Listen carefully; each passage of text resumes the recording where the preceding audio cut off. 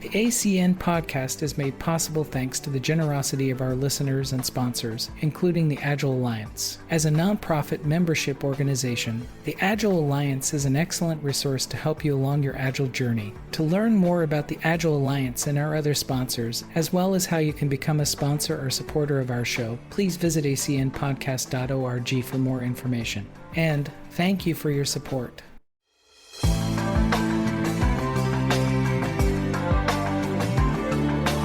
Good morning and good evening, everyone. This is the Agile Coaching Network. I am Ray. I'm joined today by Deanna, Jorg, and Shauna.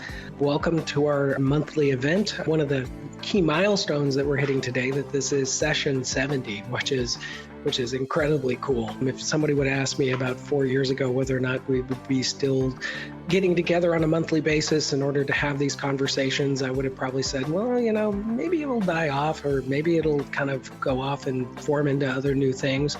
But what we found is that we have a strong audience on the podcast. We have a strong following that exists. When I was over at Agile 2022, thank you for everyone who came up to us when we were running the Business Agility Lab. Had a number of really nice conversations with people about joining this call on a monthly basis. It's sort of the highlight of their month, and just really really reaching out to us and letting us know how important this call is. One thing to note about my voice, I am recovering from COVID. I will occasionally go on mute just because of occasional cough that's there.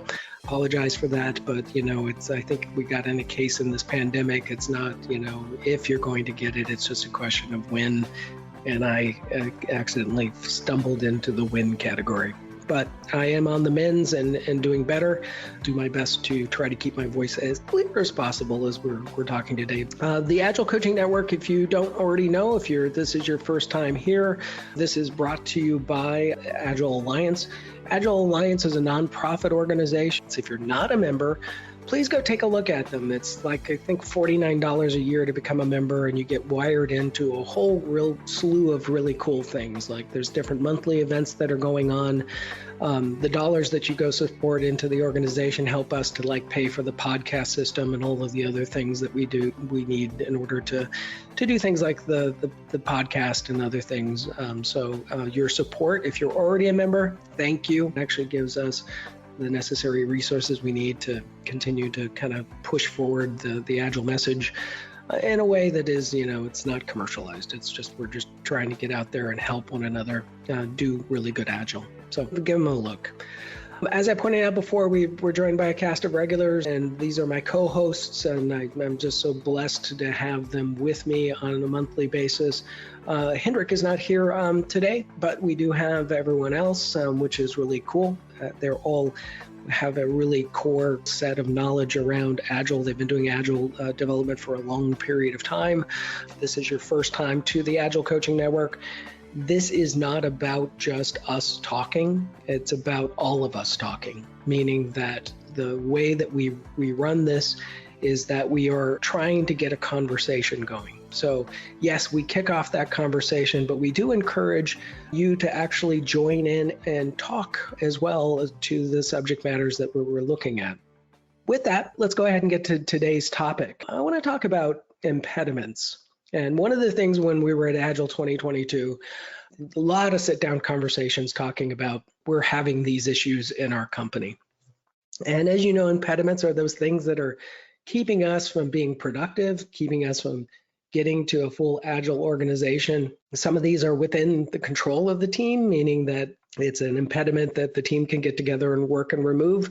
But then there are also these bigger impediments, as you know, that impact your organization that are outside of it, meaning that in the case of most teams that are implementing Scrum, the core responsibility for removing impediments falls on the shoulders of the Scrum Master. And I will also add to that, also other leaders are there to help as well. But impediments, as you know, they can take many different forms, can happen within organizations. And over my years of working with organizations and doing lots and lots of Agile transformations, that can be anything from technical debt, meaning that, we have a fragile code base, and there's work that we need to do. in order to clean it up so that we can work more effectively, increase our development velocity. You can have things like frequent org changes, and I've seen this happen quite a bit. You get to a level of stability, and then suddenly from on high comes an org change that sort of just kind of disrupts everything that you have in the environment. Cargo cult agile is also one of those impediments. And then I can continue down, reading a bunch of different items, but it manifests itself into status quo, holding teams back, to trust issues, and I can just keep going and going. The common ones that we have in the environment. One last point on impediments, just kind of look at the risk of falling back. The thing that I see that most of the time that happens, especially in the first, kind of discovery and getting into the learning and stabilization of Agile and Agile practices, those things that are pushing up against S-curve of how you are going through the valley of change and then eventually getting to that next level up, because what we want to do is get past the learning and stabilizing and getting into that developing proficiency space. So to get the conversation going on this, my question is, what are the impediments you are dealing with? If you want to also add to that impediment and saying, how are you currently dealing with them in your company? You don't have to mention your company directly. It's up to you on how you want to thread it into the conversation. And then what help do you need from this group of well over 100 people right now who are on this call? What help do you want from us? What are some of the things that you want us to talk about in order to help to remove this impediment from what you're dealing with? And to kick off the conversation, Deanna, I'm wondering what impediments that you're dealing with. So, well, in my role as being a coach and consultant in organizations more than a delivery team member, the things that I bump into a lot have to do with misunderstandings, lack of understanding. If I had a nickel for every time I went into an organization where somebody said, we want all of our teams doing continuous integration, but none of the teams have environments or build servers where they can continuously integrate. I mean, there are those kinds of sort of pieces. But then also a big impediment that I discover has to do with other parts of the organization just fundamentally not understanding the nature of software development. Because I tend to mostly work with technical teams, software teams, or in environments where that's who the unit of delivery is. And the just not understanding that it's not the same as manufacturing, that it's not the same as the processes in HR or marketing or maybe other things that people are familiar with, but they're making assumptions that software development should work that same way as what they're familiar with. And so the impediment of just misunderstandings. And then, of course, all kinds of things come up. I mean, Esther Derby and I created a visual aid, I guess you would call it, called Circles and Soup, where it's 3 concentric circles, each getting larger than the one before, and has to do with what impediments are arising from things that are within the team's control, and what impediments are arising from areas where the team might be able to have some influence over getting those impediments handled. And then what ones are impediments that come from the larger just work environment, larger organizational policies and procedures and things like that. And to help teams wrestle with the idea that some of those things, some of the impediments they have, they actually can do something about in an immediate kind of way, or may take them a little while, but they can begin chipping away at those on their own. And oftentimes an impediment in the team is the mindset that they are just the victims of everything and they have no control over anything, when in fact they have more control than they think. And so we have to get past that mindset impediment that they are helpless victims. And then And then there comes once they figure that out and they begin to understand that they may have not only more control, but some influence that they didn't know they had, then we look at what are the impediments that are arising from places where we do have influence. And there, we're going to have to do some research. We're going to have to do some persuasion. We're going to have to think about who can help us and how could they help and what will be our approach and those kinds of things. And then finally, the largest one, which is things that are just completely outside of the team's control and that the team has no influence over, and how are they going to respond to that? But it's, like you said, like your list, impediments can arise from all kinds of places. My personal impediment right now is I need to learn a whole lot more about marketing. I'm merely a barely adequate marketer of my own services and so on. And so I'm taking a deep dive into learning more about that and trying to decide if there's some, is there some place I can go to get help with that in a way that actually works for me and them and so on. So that's an impediment that I'm dealing with. I'm turning to building my proficiency, as you put on your chart. And yeah, so I get to see impediments in a lot of different facets of impediments, my own, the teams that I'm trying to help, the leaders who are trying to help the teams, the organizations. Everybody's got impediments, so it's helpful to get good at recognizing them and then figuring out what your approach really needs to be. So I'm kind of curious what was the mapping that you did, what you called that again? The circles and soup. If people go to my blog on dianalarson.com, one of the places I have a blog, there's a blog post there, but a lot of the online retrospective services, and if you Google circles and soup, you'll find it all over the place. And then I'm kind of curious from the perspective of, when you're calling out, lack of understanding of software development.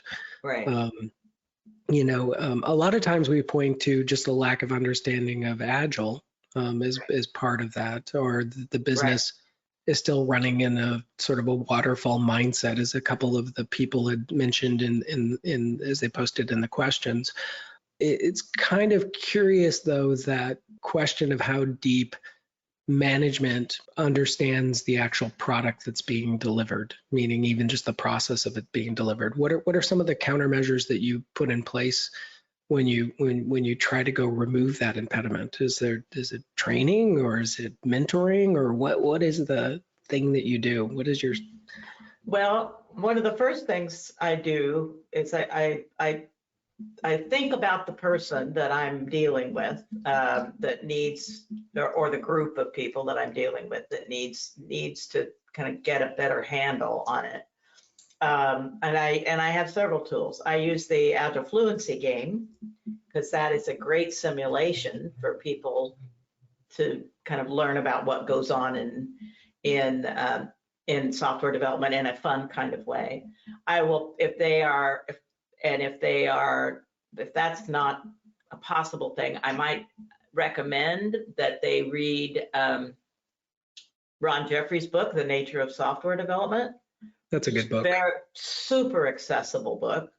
And then we have conversations about that. We have sort of a little book club about it, and about what matches their expectations and what didn't match their expectations in that.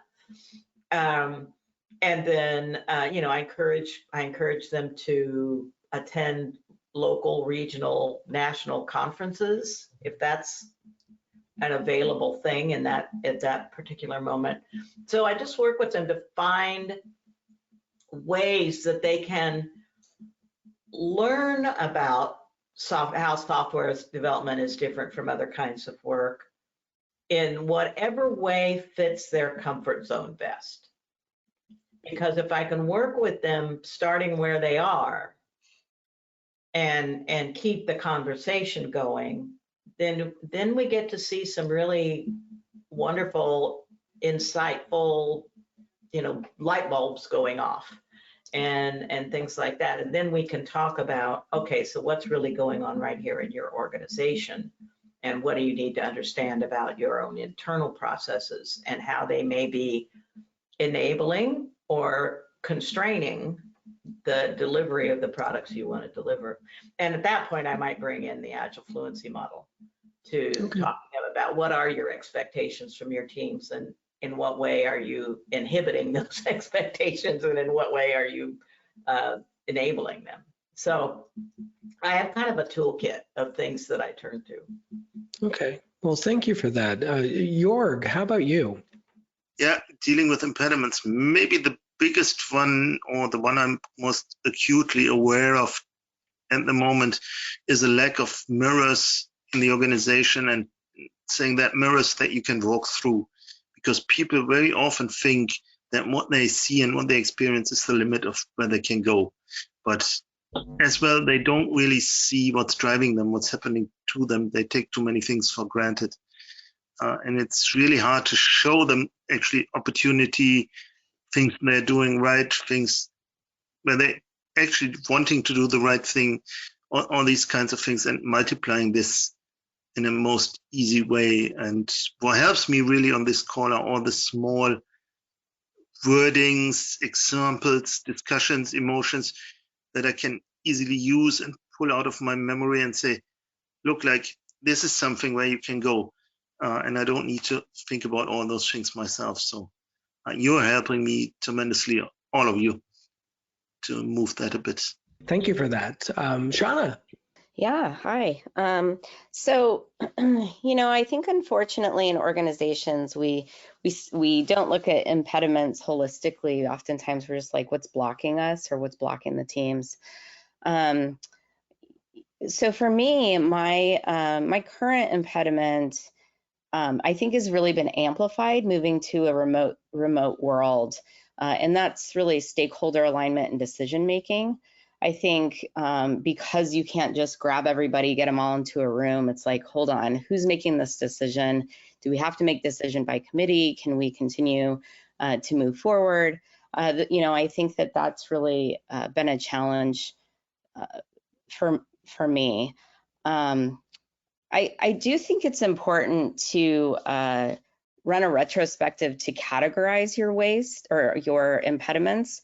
And one of the ways that I like to do that is with the seven kinds of waste retrospective. So that's pretty easy to find. But that way you can really start looking at whatever team or whatever project that you're on, whether it's a leadership team or whether it's a Scrum team. You can work together to figure out what's preventing us from moving faster or from completing our goal. And if you start categorizing those 7 types of waste, you can really start breaking down things like, tech debt, which is inclusive of things like incidents. Are we having too many incidents, which is impacting us? How might we reduce our incidents? Maybe you have lack of automation, or you have a lot of distractions. Maybe you have stakeholders pinging engineers directly, asking for things to get done on the fly, which is impacting your goals. So these are all ways that you can really start categorizing and start problem solving for each of those one by one. But yeah, that retrospective I can use in any group, and it's been really, really helpful. So do you find when you run that? So I mean, this is sort of more of a proactive way of some impediments that I have seen are the ones that remain hidden. The ones that we've either made accommodations for so many times and we just sort of look past them now. Do you find that the exercise of just approaching it through that lens that you suddenly find some of those hidden gems? I'm not sure if they're gems, but yeah, that's a great question. And I would say absolutely, because what ends up happening is,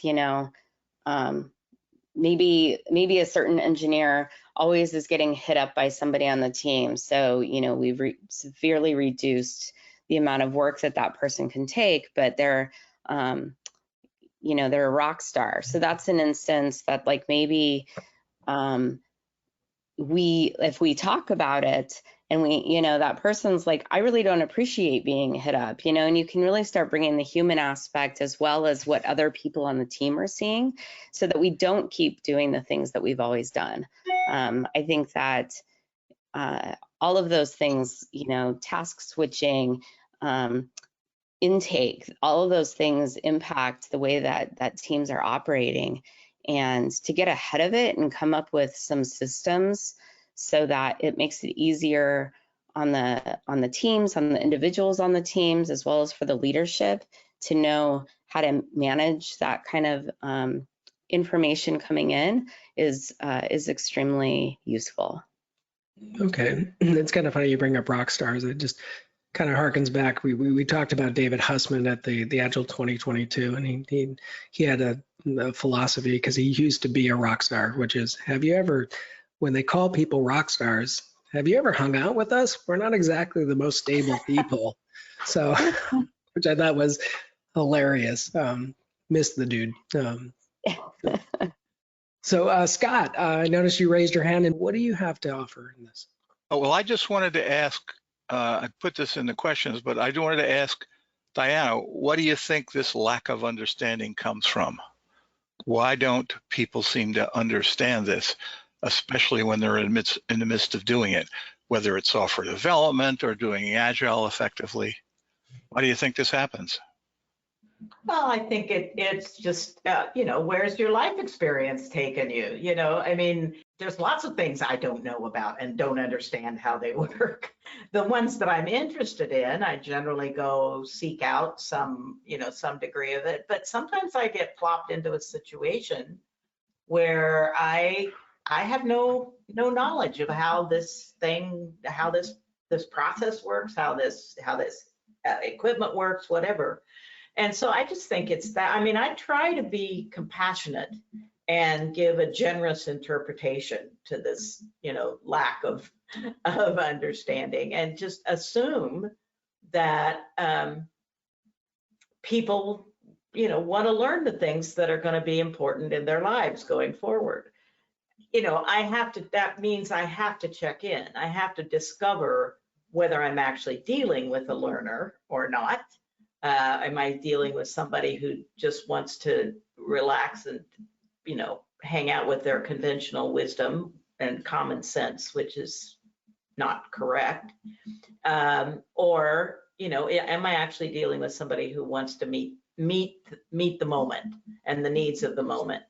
And people ask me all the time, how do I convince so-and-so to do this or that? And I've said this on this podcast probably 17 times. And I just tell them, I'm not in the convincing business. If I find people who want to learn, then I will share what I know with them, and I will give them some resources that I know about, and so on. But I just assume that when someone is behaving in a way that demonstrates to me that they don't understand, say, the discovery nature of software, that pretty much every new software project, you begin at the beginning, it's something you've never done before. It's not a repeatable, you can't make repeatable process or repeatable assumptions about it. And a lot of folks just don't even know that. They figure it's going to be like, well, here's how you bind books, and here's how we're going to bind the next book, and then the next book after that. And all books get bound the same way. They may be larger or smaller, but they all get bound in the same way. And if that's been their life experience, why would they understand that software development is so different from that? So I just start from there. I just start from what I call stubborn, clueless goodwill. and assume that their life experience has just not exposed them to this, and see if they want to learn about it. Well, one of the reasons why I embraced lean thinking a long time ago was the fact of going to the place where the work happens and looking at what is being developed and how it's being developed, and developing that curiosity. And to Deanna's point of, can I force somebody to develop that curiosity? Or, from a leadership expectation perspective, even with the transformation work that I'm doing right now, it's vital for people who are not in the trenches doing the delivery to understand that there's a clear and important reason of why we are doing something like an agile transformation. Why is it important to the business? And I would expect the business people to understand what that rationale is. But also, they sometimes need to come down, and I think this is a combination of both the technical people being able to step up and explain things in a way that people can understand, that are not in the software engineering, the engineering realm, can explain it to people what it is they do and why. What are the typical challenges of getting a build out the door? I mean, we used to work on some task force when we first originally were looking at, before continuous integration was really embedded into some of the work we were doing. It took like 12 days to ship an empty box of software, and as soon as we got people engaged with the problem of, first, we all knew that 12 days was unacceptable, but then really starting to engage those people who typically didn't think they can offer something to fixing that problem, and inviting them into the conversation, we suddenly discovered that their fluency for software development went up, and they were able to go give another perspective that we didn't see as engineers, meaning that somebody from marketing can give us some more insight about that interface to the customer more effectively, or somebody from some of the other the upstream teams could tell us more about the process of what we need to care about, and some of the things that we might have built as engineers, because engineers like to build stuff that could be optimized a bit. Sheila, what do you have on this? Hey, how are you? Hey, it was cool meeting you at Agile 2022. Yes, you too. It was definitely a highlight for me. I had put this in the questions as far as impediments, because for me right now, the biggest impediment that I'm dealing with is focusing on the wrong things when it comes to software engineering and software development productivity. And instead of focusing on making the teams more efficient at what they're doing and more effective in the outcomes of their work, there's a lot of focus on how well are the framework rules being adhered to. How well is the team doing in cycle times and in the predictability, and where are they with understanding their velocity? And that all takes away from really getting into the improvements that can be made to make the team more productive. Instead, you're looking at, oh, what kind of tweaks can we make in order to change our cycle time? And that doesn't really move the needle that you want to move. So from that, are you saying that, and then I'll use the example of technical debt. We change one thing and 26 other things break. Are you saying that it becomes more the focus on, let's practice the framework and the framework should set us free, or we're just ignoring and going past those items? Yeah, I think it's, let's look at the framework, and when you're saying like with the technical debt, and let's put this one thing in order to improve cycle time on that one thing so that your metrics could look better, you're now focused on how quickly can you put that one thing in. Now, that could break those 26 things that you're talking about, but now those 26 things become new things that you can break down and make it look like you have this great cycle time. But your efficiency and effectiveness there were very poor. Right. You didn't achieve a goal that you wanted to achieve, and part of your outcome was to introduce a lot of bad things. And the focus needs to be more on how you could put that one thing in the best way possible. How can you work as a team to get it done without those 26 defects? You know, how do you work in collaboration? One of the things I put in the question was that, you know, XP techniques is a big thing that I'm trying to coach the teams on, because that's going to help them be more efficient. And there are other things that are going to help them improve, which are going into root cause analysis on things versus let's just do, you know, this so that our metrics look good to management. Do you find in that, by the way, so I mean, I remember that we started to increase our definition of done, meaning not just the feature was done, but also the complexity of the code was below a certain level, that we didn't cache defects into a list that we were going to repair later. No, we're going to repair them now, so on and so forth. Do you find that within your system that there's a relaxation of, or maybe a definition of done that isn't robust enough? That is probably a very good point, because the concentration is more on out the door than the quality and the effectiveness of what is going out the door. I'm coaching to changing that mindset and getting more into an agile mindset and less focus on we have to do a stand-up every day and we have to have a 2-week sprint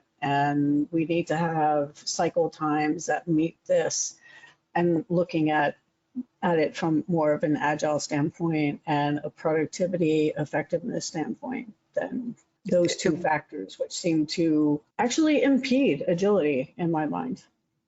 Interesting. So just curiosity, how do you measure that that's getting better? So for one of my clients a while back, one of the things we did was we looked at how quickly things were going to be released, which tells you how fast you are, but fast doesn't mean efficient. You could be really fast, but if you are introducing those bugs that we were talking about, then that's not very good efficiency, because that comes back on you. So tracking defects and looking at how many defects go in and how well the team is working together. And, you know, there's just a lot of stuff there to look at as far as getting quality things completed in a timely manner. Sure. That's good advice. Thank you for that. Let's see.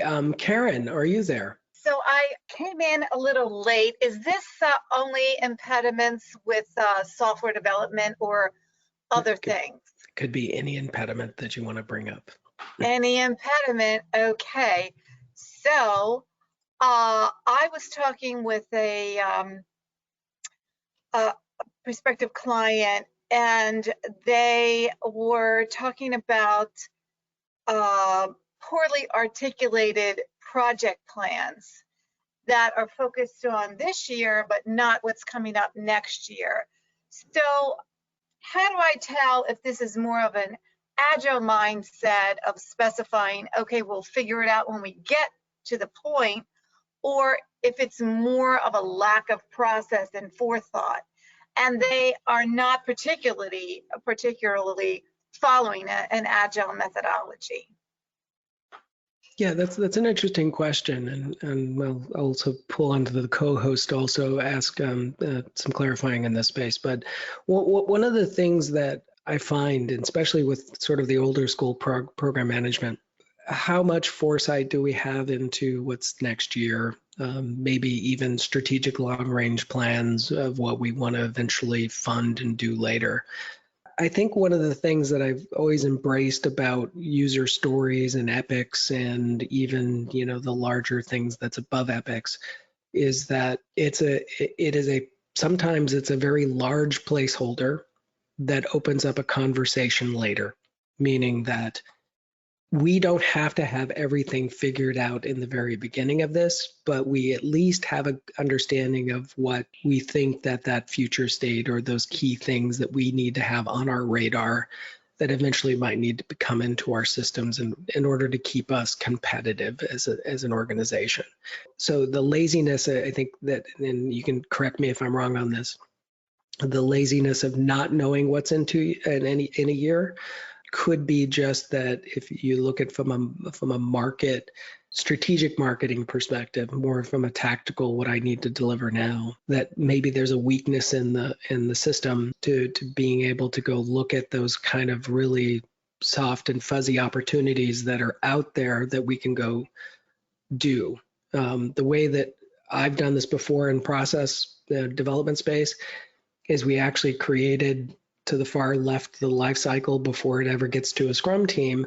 How do we vet opportunities and what opportunity map is available to us? And these opportunities are things that are literally in probably the 1 to 5 year range of something that we could potentially work on. That then rolls into conceptual prototype, lo-fi prototyping, all sorts of other different things that can come in that could help us to gain fidelity to the customer, the customer fidelity of that this is something that they want. So it's still not fully written, fully defined, but it is, again, where we have a process that's facilitating the necessary conversations within the system. Is that along the lines of what you're thinking is missing? Sure, that's helpful. Again, I just kind of touched the surface of this yesterday. So, just again, trying to discern if it's just, let's wait and see it based on what we've accomplished this year, to inform what we're going to accomplish next year, or if there is an element of a lack of, forethought of where we need to get to, right? Right. That they don't have the end goal in mind. Well, I think the warning sign here is that, and thinking of this from like a customer pull perspective, if customers have lots of ideas, then it's, our job in product owner space and other things is sorting out which opportunity we go do. If the opportunity pipeline is empty, then the root cause in there is we need to start talking to the customers more. And we need to start to vet out those opportunities early enough so we don't suddenly end up with an empty pipeline, meaning we have a lot of engineers and we don't have anything that feels like what we're going to go work on. So my advice is that has a smell of a missing set of components that you might want to go dig into deeper, is my view on that. Thank you, Ray. No problem. I hope that helps. Steve. Good afternoon, good morning, wherever you may be. One of the challenges at the moment seems to be talent. You mentioned it as an impediment in terms of organizational churn, but at the moment, there seem to be some major issues with, shall we say, retention and the move from hybrid or virtual back to in-person. Here in the Bay Area, of course, some companies have said we will remain virtual, but other companies are insisting that at least 1 or 2 days a week you need to be back in the office. And I think we're seeing some of the teams I'm working with are sort of in dispute about sometimes when they have this enforced return to in-person. And just as an aside, I was at a workshop, my first in-person workshop conference, IEEE Planet 2030, last week up at Stanford on Monday, Tuesday. And come Friday, I got a notification on my app, on my phone, CA Notify, which I hadn't seen anything in the 2 years, that said, you have been exposed to COVID. I immediately rushed out and got a home test, and the next day got a PCR test. Both were negative, fortunately. But, there are issues with in-person gatherings still. And this contributes to, shall we say, talent uncertainty. There's also another dimension here is that some companies are feeling, or at least anticipating, a crunch due to inflation and, shall we say, the market decline. And so they're preemptively starting to do layoffs. So that's another issue. And so all these things mean that our talent pool is in flux. So I'll leave it at that. And I'd be interested to know what strategies people are using to mitigate these challenges. I don't think a lot of people relate this very well sometimes, which is knowledge is what fuels your velocity. The amount of talent and skill that your team has.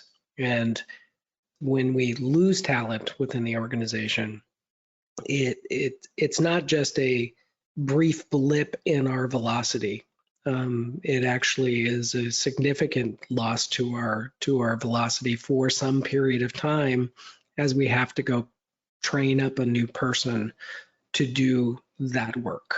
And one of the things that sometimes is an impediment we don't think about is think about the people that we have. And I'll just throw in the concept of, of business continuity, which is do a business continuity map and ask yourself, if suddenly I were missing certain people because they called in rich one day because they won the lottery, what would be the impact of that? Do I have an adequate amount of training going on in my team, and cross-pollination and paired programming and even mob programming, so that we are growing skills, T-based skills versus I-based skills in our team, I think. Ray, I love that comment about Jim Copleen used to call it the Mack truck project number, and you have a more positive spin on the lotto number. How many people on your team, if they, if the lotto number's 1, that would be a serious impact on your team. That's not good. You want to actually have some duality of knowledge, but that's, teams are so lean these days that in itself can be hard to so absolutely, it's not being run over by a Mack truck or winning the lotto. It's a question of, as you say, business continuity. And I know that teams that I've worked with think about that all the time, and have plans, and other teams don't. Yeah, and I think the teams that don't, I think that's a big caution point. And by the way, if I won the lottery, I'd still stick around. I'd just be more vocal than I normally am about things that are You'd be buying continuous integration tools for your team. Exactly. You need that training. You get a training. You get a training. You get continuous integration. Yeah, I would definitely do that. Thank you for that. Eric, what do you have on this topic? I wanted to continue on this discussion about the long view that is more waterfall-like, as well as how do you balance that with agility.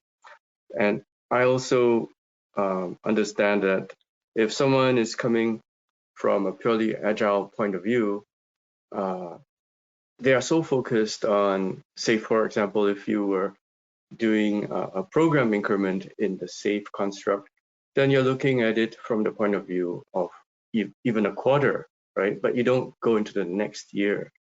So one of the things that I also hear is that we are either agile or waterfall.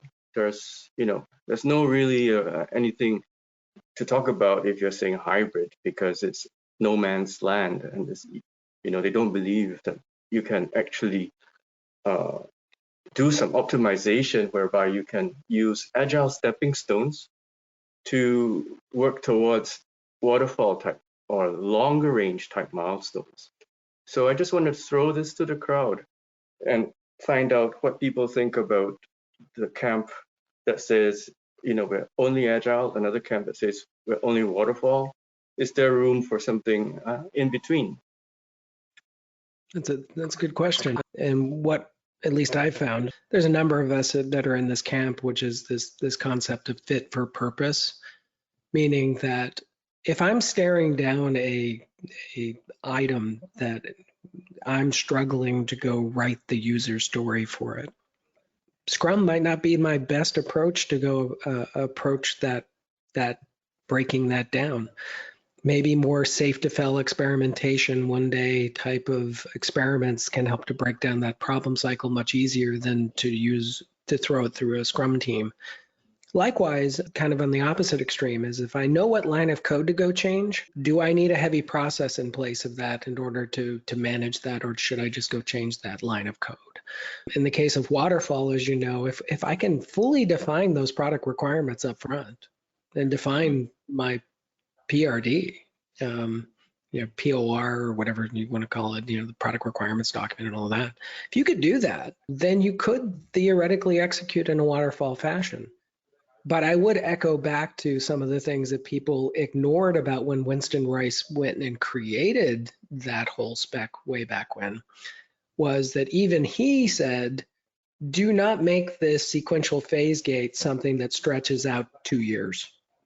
That's a risk, meaning don't do really huge, big plans followed by big architectures, followed by big development, big test. The time away from your customers is too long. He had a horizon in his writings about that if you do sequential phase gates, that you make them smaller cycles. You don't do it too. Absolutely.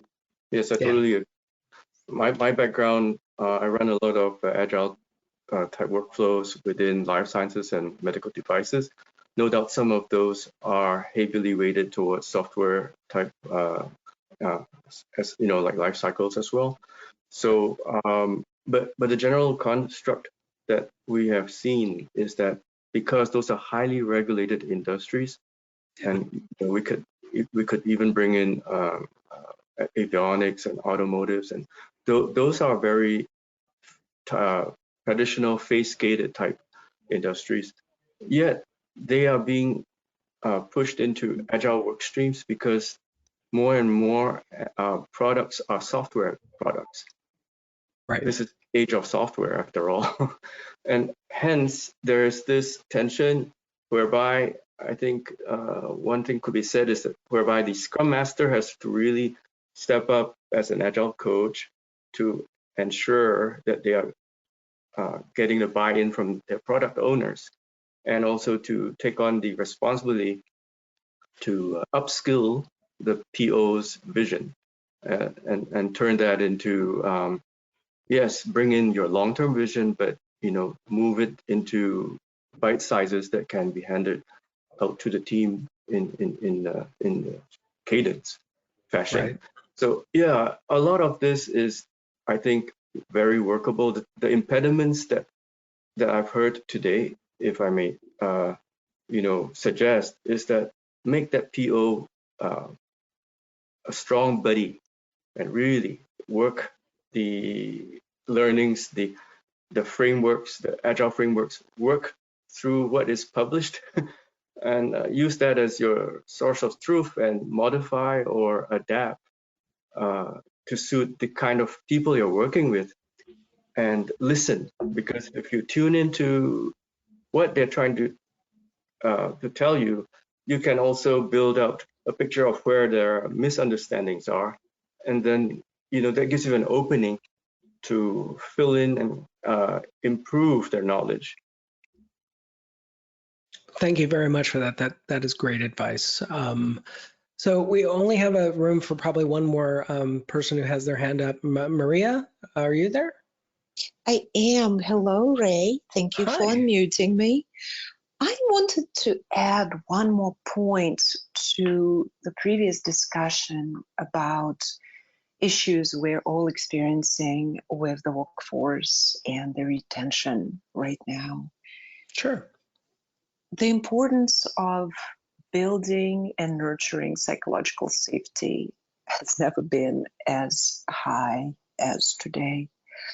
Unless we make our employees feel that we're listening to them and listening to their concerns and building the teams and the workplace with their concerns in mind, they're going to vote with their feet. And this is exactly what we are experiencing. And it's very interesting how in many companies, people are asked to come back, and yet nobody ever asked them if this is something that they're comfortable with, or even worse, the organizations ran surveys and the employees said, not yet or not at all. We're not comfortable. We do not feel safe. And then they're being dragged back to the office anyway. And I think we just need to learn to trust our people much more than before. We need to ask what they need to feel this belonging to a place, right? And proceed accordingly. Otherwise, we will continue to find ourselves in this revolving door situation, which is not fun for anybody. I fully agree with that. And thank you for that closing comment. I think the one thing that COVID has taught us is that teams can work remotely. Some people might not like it, but they can still be productive and still accomplish a lot of great things. I think what we're crossing into, at least now in the new modern working environment, is that we need to cope with the understanding of how do we create an environment, and that's both physical and virtual environments that really help us to grow and help us to kind of, it's a partnership when you join a company. It's you're joining them not to just become a servant of them. You're joining them because there's a mutual benefit to each. And I think that's important. I'm fortunate enough, I know the company I just recently joined, they have been really good about really listening, and we're not returning to a full embedded working environment. We are going to continue what we're doing, and some of us who are remote are going to continue to be remote, and they're okay with that because we get our job done, which is cool. So we are at the top of the hour, everyone. I would like to thank everyone for the conversation. I think this was a really great discussion that we had today. And I want to really thank again my co-hosts. I couldn't do this without any of you. And to tell you the truth, I'm just sort of selfish, and I just want to hang out with you for at least 1 hour a month, which is a benefit. Next episode is on Friday. I believe it's August 26th. I think I got that correct. It'll be at the same time slot. And until that time, I hope you guys have a wonderful, wonderful month.